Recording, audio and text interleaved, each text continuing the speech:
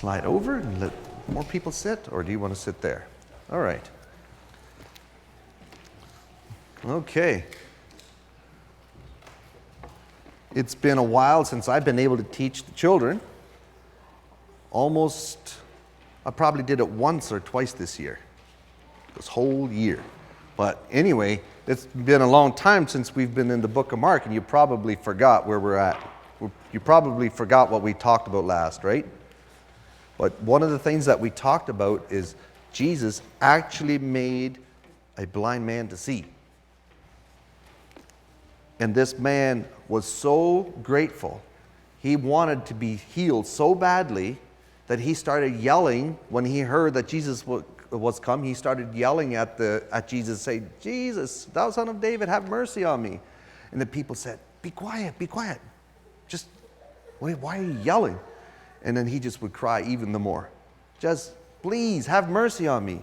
And then Jesus said to the people around him, go get him to come here. And then they finally went and comforted him and said, hey, be of good cheer. He's calling for you. So he came and he got healed. And that's an amazing story. Every time I think about that, imagine you couldn't see.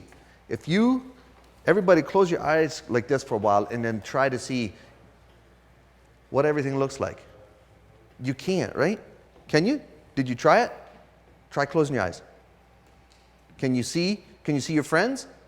No, that would be sad, right? You couldn't see anybody. And then all of a sudden Jesus says, be open.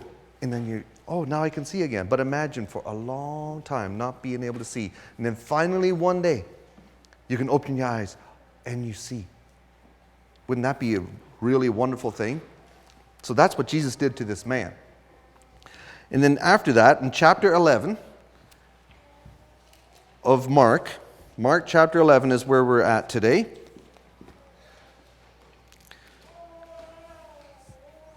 And starting in verse 1, it says, and when they came nigh to Jerusalem unto Bethphage and Bithynia at the Mount of Olives, he sendeth forth two of his disciples, and saith unto them, go your way into the village over against you, and as soon as ye be entered into it, ye shall find a colt tied, whereon never a man sat. Loose him and bring him. So he sent two of his disciples to go and do something for him. Go to a certain place, and then there you'll find a colt. It will be tied up, and that's been a colt where nobody has ever been sitting on in riding. Now, we don't know much about riding horses and riding donkeys here. We never do that, really. Unless we go pay somebody money to go for a little trail ride. We've done that a couple of times. But those horses, they've always already had somebody on it before. So they were calm. They didn't buck. They were fine. We once went riding on a mountainside in Virginia, I believe it was. We went riding on a mountainside, and we were close to the edge by a big, steep hill, and it was fine. Totally fine. Timothy was just a little boy back then, and he was on his own horse. No, he was not on a horse. No, he was on a horse with me, but I can't remember quite already. But we were riding around a trail on the side, and everything was fine. But this one, no one had ever sat on before. Which, I don't know what all that means, but I think there's probably something in there, because usually when nobody has sat on a horse or a colt before, that horse or colt does not like somebody sitting on it. It's uncomfortable for him. But anyway, he told him to loose him and bring him to him. And if any man say unto you, why do you this? Say ye that the Lord hath need of this colt, and straightway he will send him hither. And they went their way and found the colt tied by the door without in a place where two ways met, and they loose him. And certain of them that stood there, they saw that somebody was untying this colt, and they said unto him, why do you loose this colt? Where are you taking him? What are you doing? And they said unto them, even as Jesus had commanded, they let him go. So they told this man, Jesus told us to come and get this colt, and it would be tied here, and then we're taking it. And then they said, oh, okay, yeah, then that makes sense. And they brought the colt to Jesus and cast their garments on him, and he sat upon him. So they put some garments over the colt, and then Jesus climbed on, and then he rode on him. And then when he came there, this passage doesn't say every detail there, but he was riding into Jerusalem on a donkey. And when he was riding on there, it says, many people spread their garments in the way. So they would put their garments right in front of the donkey. You've probably seen pictures before of this, right? And they spread their garments right in front of the path where the donkey was going. And so that was to say, we honor you, we respect you, we think you're king, we're really respecting you. And many spread the garments in the way, and others, they even cut down branches from the fig trees maybe, or from the palm trees, and they put them in the way there so that he could ride, so to speak, on the red carpet when it was green. It was leaves. And so that's how they honored him, and strawed them in the way. And then it says, and they that went before and they that followed cried, saying, Hosanna, blessed be he that cometh in the name of the Lord. So they were really just praising him. They thought this was going to be their king now, and they were so excited they finally had a king. They finally had the one they wanted. And then the next verse says, blessed be the kingdom of our father David that cometh in the name of the Lord, Hosanna in the highest. You know what that means? They were thinking about David way back. They heard the stories of the Psalms and all the great things they did. And what was one of the greatest stories that David did? What's the best story that you like of David? Boys usually like it. David and Goliath. That's one. He killed a bear one time and a lion that went after a sheep. Those are pretty neat stories. We like them, right? And so David was a good king. After that, what did he do? He went and fought against the enemies of Israel, and he won over and over. He won one battle after another, after another, after another.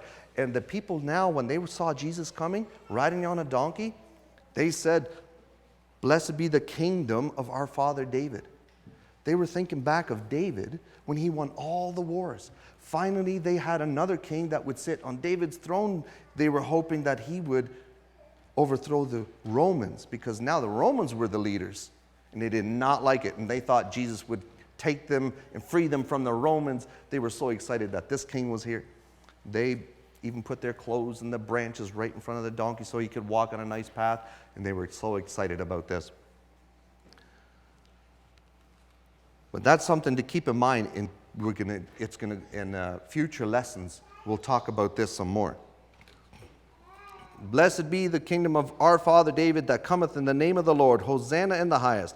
And so Jesus entered into Jerusalem and into the temple, and he had looked round about upon all things. And now the eventide was come. He went out unto Bethany with the 12. So he went and observed everything in the temple. So he would walk around and say, what are these people doing in here? Walking around, checking everything out. He's walking around and he's thinking, what is going on in here? But he left. And on the morrow, you know what that means, on the morrow? Tomorrow. We don't say on the morrow. We don't say, see you on the morrow. We say, see you tomorrow, right? And they said, on the morrow, when they were come from Bethany, he was hungry. Jesus hadn't had breakfast yet, probably. Maybe he didn't even have supper the night before. I don't know, but he was hungry.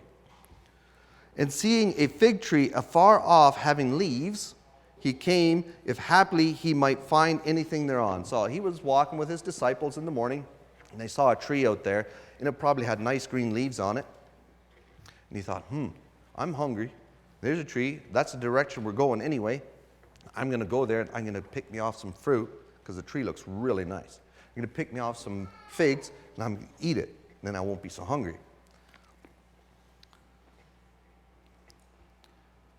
And when he had come to it, he found nothing but leaves. He didn't find any figs on it. He thought he would be able to go pick a fig and eat it and be filled.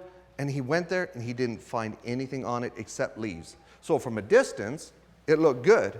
From a distance, he thought, oh, that's great. We see a tree that looks really good, but there's no figs on it to eat.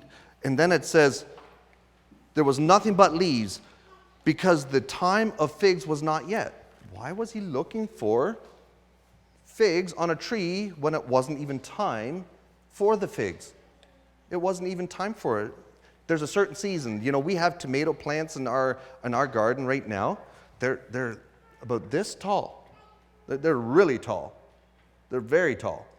And you go there from a distance, you would think, man, they look really good. But you go close, they're just little green tomatoes. As soon as I see them, I don't feel like eating anything. It looks good, but it's just not time for tomatoes yet. So what do I expect? And so I think what Jesus is doing here, he's talking about the Pharisees. They were looking good from the outside. From a distance, it looks good. But when he got close, it was just leaves. There was nothing, no real fruit, no real thing from the Pharisees, no real thing from the scribes and Pharisees and their religion. So we want to have fruit. We don't want to just be leaves either, right? When people come to us, when God comes to us, he wants to see fruit from us, right? We want fruit. But it wasn't time. And then he goes on, he says, and Jesus answered and said unto them, no man eat fruit of this tree hereafter forever. And his disciples were close enough to hear that. So he just said, if I can't eat fruit from it now, nobody's going to eat fruit from this forever.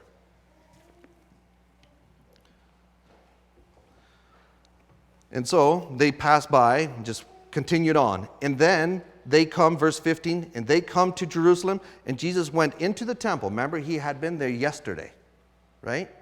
Now he's there on the morrow, tomorrow, the next day, which is now today. And Jesus went into the temple, and he began to cast out them that sold and bought in the temple, and overthrew the tables of the money changers and the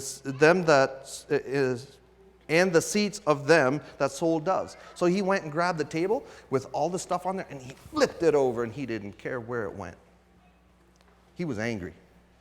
He threw the tables over. He knocked it over, and he kicked their chairs probably, and he was not happy. He was not happy what they were doing. And he would not suffer that any man should carry any vessels through the temple. So he did not want anybody to do any sort of buying and selling in the temple. Listen to what he says. And he taught, saying unto them, is it not written, my house shall be called of all nations the house of prayer? But ye have made it a den of thieves. Wow, he said, my house should be a house of prayer, and now you guys are making merchandise. You guys are starting to buy and sell in here. You guys are totally doing the wrong thing in here. You shouldn't make this a business. This isn't your business. And so he said, my house shall be a house of prayer. Now, what is a temple? Who knows what a temple is? That's where they came to worship, right? Now, this is not a temple. This is a building that people made. But what does the Bible say now about a temple? Who is the temple? What's a temple? We are the temple. We should not make our temple a den of thieves. We shouldn't be a den of thieves. We should be truthful, and we should be kind, and we should not take advantage of people, and we should be kind one to another, right? Our own temple, we should keep it clean. But he's talking about the temple that they had built, because that's the way they did it in the Old Testament, is they worshiped in a temple, and God told them to do that. God told them, this is the holy place where you go and worship. Jesus told him one time, there is a time that you want to let go of that. Don't play with this, okay? Just move over a little bit. There you go. God told them that they should worship there because that's where he dwelt. And now what does God say about the temple today? Where does he dwell? In us. We are the temple, right? So he says, don't make this a den of thieves. This is the house of prayer. This is the house where we connect with God in our souls, in our spirit. And the scribes and the chief priests heard it and sought how they might destroy it, because he had thrown everything. He had made a mess out of that place. They probably had all their booths set up in the corners and everywhere, and then people could walk around and start changing money, and they came from different country, and then somebody wanted to buy a sheep maybe to sacrifice, and they said, no, you can't do it with that kind of money. You have to go to the money changers over there first. I want money that belongs to this country or this town. And then they would have had to go to the money changers first, and that guy probably thought, how could I get a little more money out of this guy? If I charge him a little bit extra, saying that's what the exchange is now, then I'll get a little more money. And so everybody was just stealing and ripping people off. And Jesus comes in there and he's like, wow, they've made a mess out of God's house. They're making a mess out of this. And the scribes and the chief priests heard it and sought how they might destroy him. They did not like that Jesus came and did this. You know why? It took their business away. They couldn't buy and sell and gain even untruthfully. It took it all away. So they were thinking of, how can we destroy Jesus? I don't like this. This isn't good. For they feared the people, so they had to come up with a way of how they would do it, because all the people were astonished at Jesus' doctrine. So they knew that people really liked Jesus' stories. And when the even was come, he went out of the city. Now, it says in verse 20, and in the morning, as they passed by, they saw the fig tree. Remember the fig tree? They saw the fig tree dried up from the roots. And Peter, he remembered. He turned, he goes, oh, this tree, this is the one that Jesus talked to yesterday. This tree. Peter, calling to remembrance, saith unto him, Master, look at the tree which thou cursest yesterday. It's withered away. Now it's dried up. Yesterday was a nice tree with beautiful leaves. I looked at some pictures of what that might have looked like. So a fig tree, would have been not very tall, but it would have been very wide, and it hangs down real low. Lots of leaves on there. Very nice looking tree, kind of unique. We don't really have trees that look like that very much. But then they showed a picture of a dried fig tree, and it doesn't look very nice. It's just a bunch of empty sticks, and it's very bushy looking and not very nice. So Peter, he remembered that what Jesus had said, nobody's ever going to eat from you again. And now they looked at the tree, and it was dried up, no leaves, just looked terrible. So he remembered that. And Jesus answering saith unto them, have faith in God. Have faith in God.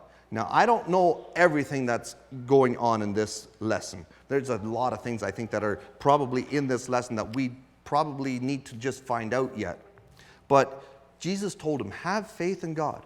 Why would he tell him to have faith in God when the tree is withered? Have faith in God. And it says, for verily I say unto you, that whosoever shall say unto this mountain, be thou removed, and be cast into the sea, and shall not doubt in his heart, but shall believe that those things which he saith shall come to pass, he shall have whatsoever he saith. Now, I have never seen a mountain fall into a sea. I don't think I'd want to be around when that happens. But sometimes I feel like I got a mountain in my life that seems so big. I don't know how I'm going to do it. I don't know what I'm going to do about it. I don't know what to say. He says, have faith. Have faith. And this mountain could be removed. Sometimes we have problems in our lives. Sometimes we have hardships. And then Jesus says, ask, and it will be removed. And therefore I say unto you, that whatsoever ye desire, when ye pray, believe that ye receive them, and ye shall have them. And then here's another thing that he talks about, continuing to pray. And when ye stand praying, it says. So that's another thing you can think of. You don't always have to sit. You don't always have to kneel.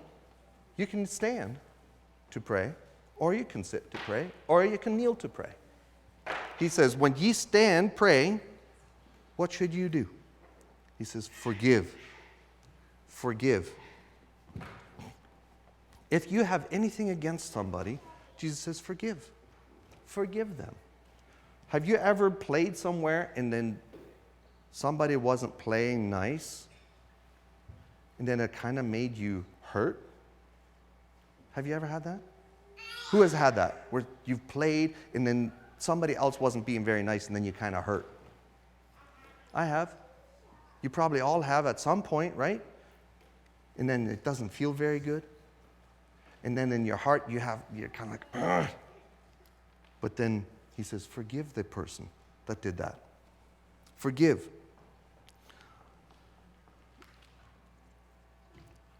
If ye have aught against any, that your Father which is in heaven may forgive you your trespasses. But if you do not forgive, he says, neither will your Father which is in heaven forgive your trespasses. Now, that's a lot of things to think about here. But I don't think we are going to go to heaven because we forgive others. But I do think when we understand how God has forgiven us, we will understand what it means to forgive somebody else. When God forgives us, you know why he had to forgive us? Because we really hurt him. Remember how you feel hurt when somebody isn't very nice to you? God is very hurt, and he is offended when we hurt him. And he says, I forgive you. When we understand how God has forgiven us, then we can start thinking of the person that has hurt us. Say, they have hurt me.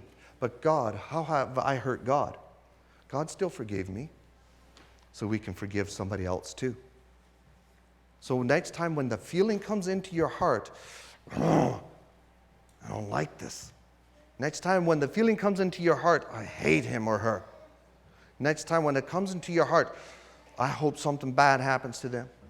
Then change your mind and say, God forgives us. I should forgive them too. So when we understand how God has forgiven us, we should also understand how we should forgive others. And they came again to Jerusalem, and as he was walking in the temple, there come to him the chief priests and the scribes and elders. And they said unto him, by what authority dost thou these things? And who gave thee this authority to do these things? You know what he's talking about?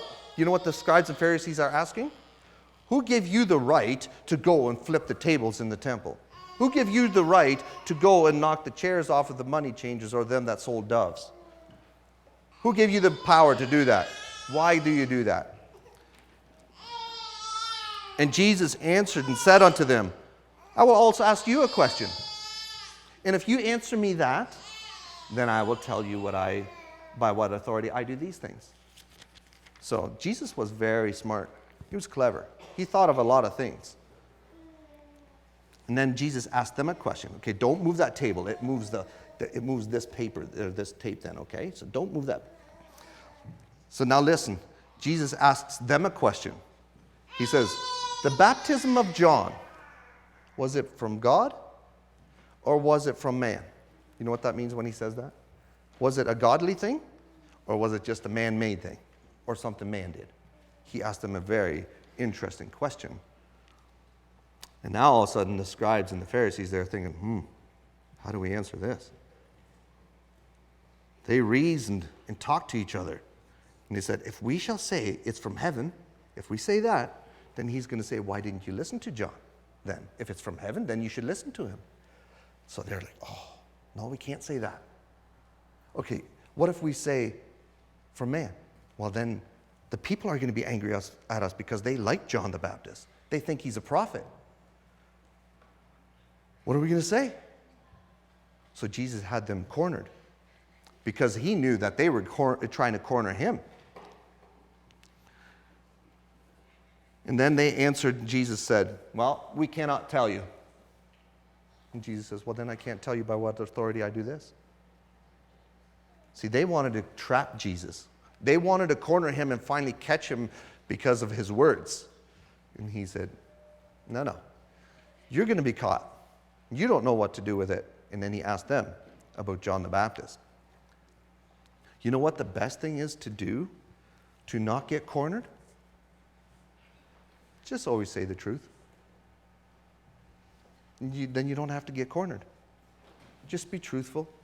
Then you don't have to be cornered when people ask you a question. Well, this is what it is. Sometimes it doesn't feel good, but it doesn't mean you're cornered because you're telling the truth. You can freely say it. You don't have to feel bad for what you said. You don't have to think, oh, well, if I say this or if I say that, then I'm going to be in trouble. Well, if it's truth, it's still the best. If you get in trouble for the truth, you still have a clean conscience. You still can walk free away from that, right? So always remember, forgive others,